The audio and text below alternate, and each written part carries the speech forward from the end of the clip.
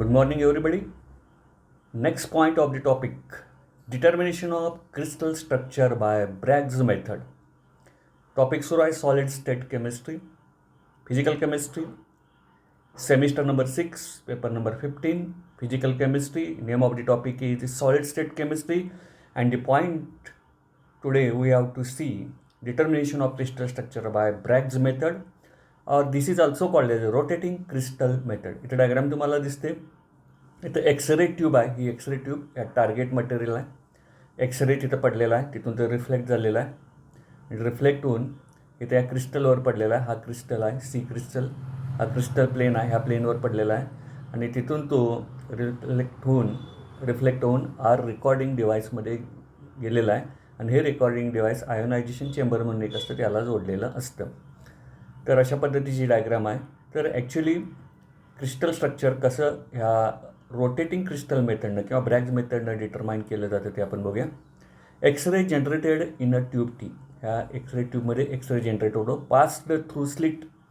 इथून रिफ्लेक्ट होऊन हा प्लास झाला आहे.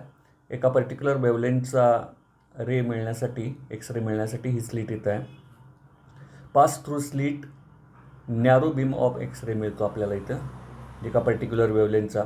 Strike a single crystal C mounted on the turntable. हा जो वर्तुळाकार तुम्हाला दिसतो हा टर्न टेबल म्हटलेला आहे. टर्न टेबल आणि हा क्रिस्टल सॅम्पल. ह्या टर्न टेबलवर वेगळ्या प्रकारचे अँगल इथं मेजर केले जातात. तर ह्या टर्न टेबलच्या मध्ये हा क्रिस्टल इथं ठेवलेला. बघा परत, x-ray generated into tube, pass through slit. ह्या स्लिटमधून पास झाला. नॅरो बीम ऑफ एक्सरे परत इथे निर्माण झाला. Strike a single crystal C. हा क्रिस्टलवर स्ट्राईक झाला. तो क्रिस्टल कशावर सिच्युएट केलेला आहे? माउंटेड ऑन टर्न टेबल, फिरणारं table. Which can be turn to increase the glancing angle. म्हणजे हे टर्न टेबल असं फिरवत जर आपण गेलो तर वेगवेगळे अँगल इथं आपल्याला, त्याला ग्लेन्सिंग अँगल म्हणतात. म्हणजे आपण ब्रॅग्स इक्वेशन जे बघितलं, n lambda is equal to 2d sine theta, त्यातला जो थिटा आहे तो अँगल ऑफ रिफ्लेक्शन किंवा अँगल ऑफ इन्सिडन्स म्हणतो, किंवा त्याला आपण ग्लेन्सिंग अँगल असं म्हणतो. तर ग्लेन्सिंग अँगल ह्या टेबलवर ह्या क्रिस्टलच्या साह्यानं, ग्लेन्सिंग अँगल ह्या टेबलच्या साह्यानं मेजर केले जातात. At which x-rays are incident at the expose face or plane of the crystal. तर इथं काय केलेलं जातो, हा क्रिस्टलवर हा रे इथं रिफ्लेक्ट केला जातो आणि रेकॉर्डिंग डिव्हाइसमध्ये तो प्रवेश करतो. आता हे कशावर सगळं अवलंबून आहे बघा. Intensity of reflected rays are measured on the recording device are which may be in ionisation chamber or photographic plane. म्हणजे हा रिफ्लेक्ट झालेला रे रेकॉर्डिंग डिव्हाइसमध्ये जातो. तिथं आयोनायझेशन चेंबर आहे. त्या आयोनायझेशन चेंबरमध्ये एक गॅस असतो. तर ह्या रिफ्लेक्टेड रेची इंटेन्सिटी जास्त असेल तर आयोनायझेशन गॅस इथे जास्त होतं. तर ह्या रिफ्लेक्टेड रेची इंटेन्सिटी जास्त की कमी हे कशावरून ओळखायचं? इथं जे रेकॉर्डिंग डिव्हाइसमध्ये जे काय गॅस चेंबरमध्ये हे ठेवलेलं आहे, गॅस आयोनायझेशन जास्त झालं की याची इंटेन्सिटी जास्त, आयोनायझेशन कमी झालं की याची इंटेन्सिटी कमी. तर कुठल्या अँगलला हे टर्न टेबल फिरवलं जातं, कुठल्या अँगलला ह्या रिफ्लेक्टेड रेची इंटेन्सिटी जास्त आहे की कमी आहे हे डिटेक्ट केलं जातं आणि तो अँगल काय केला जातो? मेजर केला जातो. आता पुढं बघा. Intensity of reflected rays are measured on recording device are which may be in ionisation chamber or photographic plate. ह्या दोन्हीपैकी काहीही वापरलं जातं. The lowest angle at which maximum reflection occurs, म्हणजे maximum intensity that is equal to θ1 corresponds to n is equal to 1 order of reflection. म्हणजे ह्या क्रिस्टलमध्ये जे काय प्लेन्स असतील, आपण प्लेन बघितले आहेत, 100 प्लेन, 110 प्लेन आणि 111 प्लेन. समजा 100 प्लेन ह्या क्रिस्टलचा घेतला, इथून हा अँगल रिफ्लेक्ट झाला. परत टर्न टेबल आपण फिरवत गेलो, अँगल सगळे चेक करत गेलो आणि कुठल्या कमीत कमी अँगलला ह्या रिफ्लेक्टेड रेची इंटेन्सिटी जास्त आहे 100 प्लेनला, तो अँगल θ1. तसंच ह्या क्रिस्टलचा 110 प्लेन लक्षात घेतला आपण, अँगल θ2 काढला. ह्या क्रिस्टलचा 111 प्लेन आपण विचारात घेतला, हा रे 111 प्लेवर टाकला, तो रिफ्लेक्ट झाला. मिनिमम अँगल, लोएस्ट अँगलला मॅक्झिमम इंटेन्सिटी ज्या रेनं दिली तो अँगल θ3 होईल. म्हणजे 100ला θ1, 110ला θ2 आणि 111ला θ3. Corresponding to n is equal to 1. n is equal to 1 म्हणजे order of reflection. n is equal to 2 order second, theta 2, order third theta 3. असे वेगवेगळ्या ऑर्डर ऑफ रिफ्लेक्शनलाच म्हणजे 100, 110 आणि 11 प्लेनला अँगल मेजर केले जातात. आणि from theta 1, theta 2 and theta 3 ratio of interplanar distances can be calculated by which nature of crystal can be determine. तर अशा पद्धतीने थीटा 1, थीटा 2, थीटा 3 डिटरमाइन केले जातात आणि त्याच्यावरून डिस्टन्सचा रेशो काढला जातो आणि त्या डिस्टन्सच्या रेशोवरनं तो प्लेन हा जो क्रिस्टल आहे तो 100 हा जो क्रिस्टल आहे तो कोणत्या टाईपचा आहे, म्हणजे सिम्पल क्युबिक आहे की बॉडी सेंटर्ड आहे की फेस सेंटर्ड क्युबिक लॅटिस आहे हे ठरवलं जातं. आता हे कसं ठरवलं जातं हे आपण पुढं बघू. आता NaCl आणि KClचं क्रिस्टल आपण याच्या सहाय्यानं ठरवायचं आहे. Determination of crystal structure of NaCl and KCl by Bragg's method and Bragg's equation n lambda is equal to 2d sin θ. आता मग अशी ब्रॅग जी मेथड आली रोटेटिंग क्रिस्टल मेथड, त्यामध्ये पहिला प्लेन घेतला त्या क्रिस्टलचा 100, तो अँगल थीटा 1 की ह्या अँगलला लोएस्ट अँगल आपल्याला मॅक्झिमम रिफ्लेक्टेड इंटेन्सिटी मिळाली, गॅसचं आयोनायझेशन जास्त झालं आणि याचं साईन ऑफ अँगल आपण दिलेला आहे. तसंच 110 प्लेनला angle theta 2, sine of angle 0.14. 111 plane आपण विचार घेतला अँगल थीटा 3 म्हणजे लोएस्ट अँगलला रिफ्लेक्शन झालं मॅक्झिमम इंटेन्सिटी अँगल आपल्याला दिलं आहे. तर 100चा थीटा 1, 110चा थीटा 2, 111चा थीटा 3 त्याचे साईन ऑफ अँगल दिलेले. आता आपलं Bragg's equation n lambda is equal to 2d sin θ इथे दिसतं. तर distance is equal to d is equal to काय येईल, lambda divided by 2 into 1 sin θ. n is equal to एनची व्हॅल्यू जर 1 असेल तर इक्वेशन येईल lambda is equal to 2d sin θ आणि d is equal to lambda by 2 1 sin θ असं equation. म्हणजेच हे डिस्टन्स कशाला प्रपोर्शनल आहे, inversely proportional to angle of incidence किंवा glancing angle, where lambda by 2 याला आपण कॉन्स्टंट असं संबोधतो. म्हणजे डिस्टन्स आणि अँगलचा रेशो अशा पद्धतीनं झाला. तर हे डिस्टन्स ह्याचा वापर करून D100 is to D110 is to D11 is equal to 1 sin θ 1, 1 sin θ 2, 1 sin θ 3. Theta 1, theta 2, theta 3 इथे दिले आहेत. साईन ऑफ थीटा 1 म्हणजे 5.9 डिग्री, सेकंड 8.4 डिग्री, 5.2 डिग्री सगळे भरलेले आहेत. ह्याच्या साईनच्या व्हॅल्यू इथे दिलेल्या आहेत, त्या व्हॅल्यू सबस्टिट्यूट करा. 1/.1030 इज टू 1/.1460 इज टू 1/.906. ह्याची उत्तरं काढलेली आहेत. कॅल्क्युलेटर परीक्षेला अलाउड असतो, उत्तरं काढलेले आहेत. आता तुम्हाला जे मागे टेबल दिलं होतं spacing between the lattice planes, याच्यामध्ये D100, D110, D111 हे तिन्ही क्रिस्टलचं दिलं होतं, सिम्पल क्युबिक, फेस सेंटर्ड आणि बॉडी सेंटर्ड क्युबिक. तर त्याचा जर विचार केला तर त्यातल्या प्रत्येक 100, 110 आणि 111 सिम्पल क्युबिकची प्रत्येक व्हॅल्यू 1 आहे. म्हणजे प्रत्येक पहिली व्हॅल्यू 1 आहे. तर प्रत्येक पहिली व्हॅल्यू 1 जर असेल तर ही व्हॅल्यू 1 करायला आपल्याला ह्याच संख्येनं भागायला पाहिजे. म्हणजे 9.731 डिवायडेड बाय 9.731 उत्तर येईल. म्हणून ह्यालासुद्धा ह्या व्हॅल्यूनं डिवाईड करायला पाहिजे, ह्यालासुद्धा ह्या व्हॅल्यूनं डिवाईड करायला पाहिजे. आणि डिवाईड केल्यानंतर उत्तर येतात 1:0.704 is to 1.136. 1 is equal to 1.704 म्हणजे 1/√2 आणि 1.136 म्हणजे 2/√3. तर तुम्ही जे टेबल मागच्या वेळी बघितलं तर ह्या ज्या व्हॅल्यू आहेत ह्या व्हॅल्यू कशाच्या येतात, NaCl crystal belong to face centred cubic lattice. ह्या व्हॅल्यू फेस सेंटर्ड क्युबिक लॅटिसला मॅच होतात. म्हणून सोडियम क्लोराईडचं स्ट्रक्चर हे फेस सेंटर्ड क्युबिक लॅटिस आहे. तर हे कशाच्या साहाय्याने ठरवलं आपण, ब्रॅग्स मेथडने अँगल काढले आणि ब्रॅग्स इक्वेशनचा वापर करून ठरवलेलं आहे. म्हणून इथं म्हटलेलं आहे determination of crystal structure of NaCl and KCl by Bragg's method and Bragg's equation. So NaCl crystal belongs to face center cubic lattice FCC. NaCl crystal has highest degree of symmetry. तर plain of symmetry आहे, centre of symmetry आहे आणि axis of symmetry आहे म्हणताना इथे तसं वाक्य म्हटलेलं आहे. नेक्स्ट, इन NaCl क्रिस्टलला रॉक सॉल्ट म्हणतात. Odd order reflections are weaker, म्हणजे n is equal to 1, n is equal to 3, n is equal to 5 अशी जर रिफ्लेक्शन्स असतील तर ती वीक असतात. आणि इव्हन ऑर्डर रिफ्लेक्शन्स म्हणजेच n is equal to 2, n is equal to 4, n is equal to 6 अशी रिफ्लेक्शन्स ही स्ट्रॉंगर असतात. आणि Na and Cl atoms are the centre of reflection. याची डायग्राम आपण पुढे बघणार आहे, त्यात क्लिअर होईल. नाव क्रिस्टल स्ट्रक्चर ऑफ KCl. जसं NaClचं आपण क्रिस्टल स्ट्रक्चर ठरवलं तसंच KClचं सुद्धा स्ट्रक्चर ठरवतो आपण. त्याला सिल्वाईन असं म्हणतात. NaClला रॉक सॉल्ट, KClला सिल्वाईन असं म्हणतात. आता 100, 110, 111 त्याचे थीटा 1, थीटा 2, थीटा 3 अँगल दिलेले आहेत, त्याचे साईनसुद्धा दिलेले आहेत. आपला फॉर्म्युला काय, D100 is to D110 is to D111 is equal to 1 sin θ 1 is to 1 sin θ 2 is to 1 sin θ 3. ह्याचे डायरेक्ट व्हॅल्यू सबस्टिट्यूट केलेले आहेत. याची उत्तरं काढलेली आहेत 10.823, 7.868, 6.357. आता प्रत्येक पहिली व्हॅल्यू 1 असते. इथली व्हॅल्यू 1 येण्यासाठी ह्याला ह्याच संख्येनं डिवाईड करावं लागेल. 10.823 divided by 10.8231.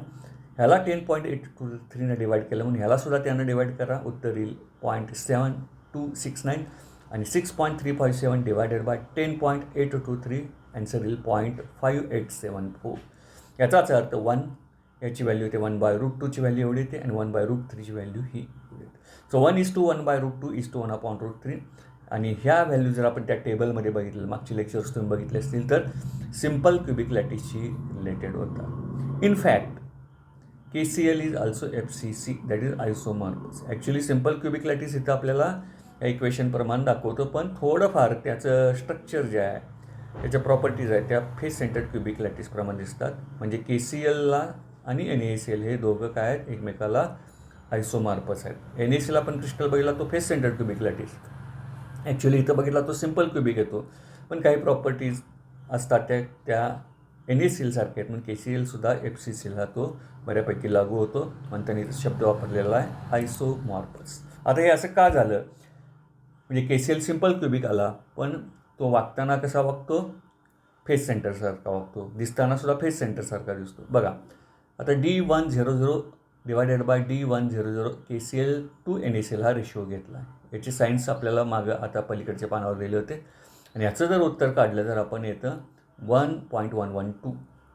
So volume of a small cube, आता क्यूब आहे इथं, क्यूब म्हणजे आता क्यूब केला आहे, याचं क्यूब येतं 1.112 रेज टू क्यूब, याचं उत्तर येतं 1.377. आता ही व्हॅल्यू बघा, हे calculated value and the experimental value is 1.39. म्हणजे या दोन्ही व्हॅल्यू जवळजवळ अगदी जवळपास एकमेकाला सारख्या दिसतात, म्हणजे जवळपास आहे थोडक्यात. This suggest that the space lattice of both salt are same.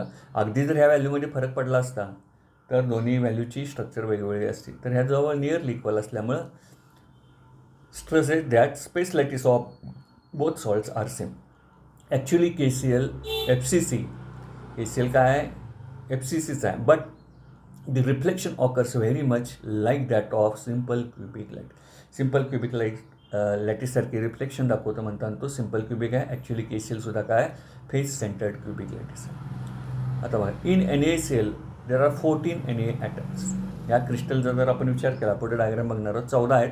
1 at each corner, 1 at centre of each face. 8 कॉर्नरला 8 आहेत आणि क्यूबचे 6 फेस जे असतात, क्यूब माहिती आहे 6 फेसेस असतो जे सेंटरला प्रत्येकी. Each unit cell associated with 4 molecules.